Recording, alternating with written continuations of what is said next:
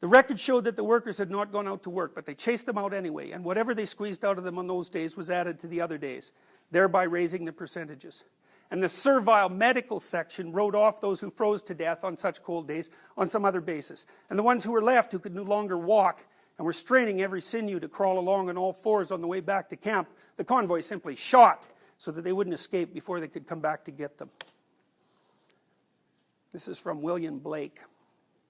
O rose, thou art sick, the invisible worm that flies in the night, in the howling storm, hath found out thy bed of crimson joy, and his dark secret love does thy life destroy.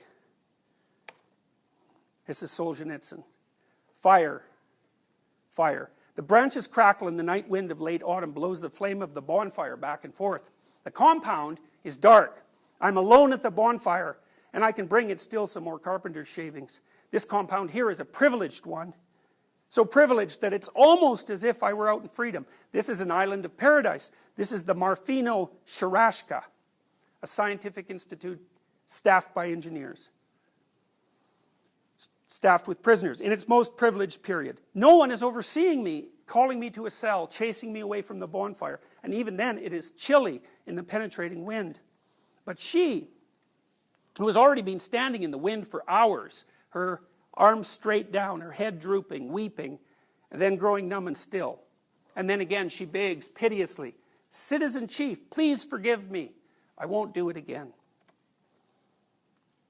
The wind carries her moan to me, just as if she were moaning next to my ear. The Citizen Chief at the gatehouse fires up his stove and does not answer.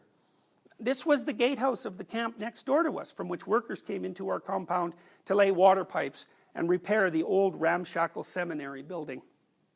Across from me, beyond the artfully intertwined, many-stranded barbed wire barricade, and 2 steps away from the gatehouse, beneath a bright lantern, stood the punished girl, head hanging, the wind tugging at her gray work skirt, her feet growing numb from the cold, and a thin scarf over her head. It had been warm during the day when they had been digging a ditch on our territory. And another girl, slipping down into a ravine, had crawled her way to the Vladikino highway and escaped.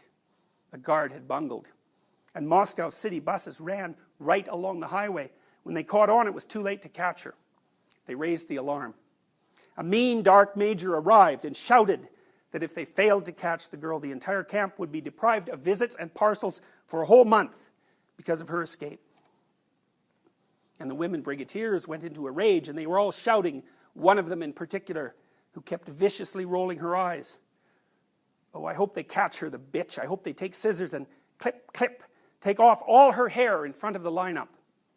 This wasn't something she had thought up herself. This is the way they punished women in the gulag. But the girl who was now standing outside the gatehouse in the cold had sighed and said instead, "At least she can have a good time out in freedom for all of us." The jailer overheard what she said, and now she was being punished. Everyone else had been taken off to the camp, but she had been set outside there to stand at attention in front of the gatehouse. This had been at 6 p.m., and it was now 11 p.m. She tried to shift from one foot to another, but the guard struck out his head and shouted, "Stand at attention, whore, or it will be worse for you." And now she was not moving, only weeping. "Forgive me, Citizen Chief. Let me into the camp. I won't do it anymore." But even in the camp, no one was about to say to her, "All right, idiot, come on in." The reason they were keeping her out there so long was that the next day was Sunday, and she would not be needed for work. Such a straw blonde, naive, uneducated slip of a girl. She had been imprisoned for some spool of thread. What a dangerous thought you expressed there, little sister. They want to teach you a lesson for the rest of your life. Fire, fire. We fought the war. And we looked into the bonfires to see what kind of victory it would be. The wind wafted a glowing husk from the bonfire. To that flame in you, girl, I promise the whole wide world will read about you.